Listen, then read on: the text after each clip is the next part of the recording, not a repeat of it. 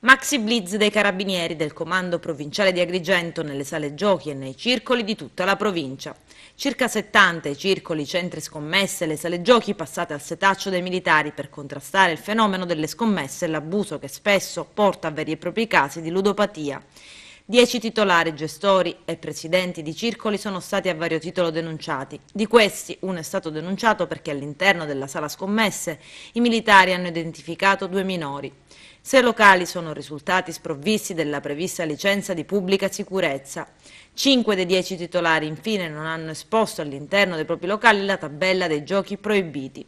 Riscontrate anche infrazioni di natura amministrativa. Nel complesso, in tutta la provincia, sono state elevate sanzioni per un ammontare complessivo di circa 250.000 euro. I carabinieri hanno sequestrato 2 sale scommesse, 18 computer, terminali e apparecchi da intrattenimento illeciti.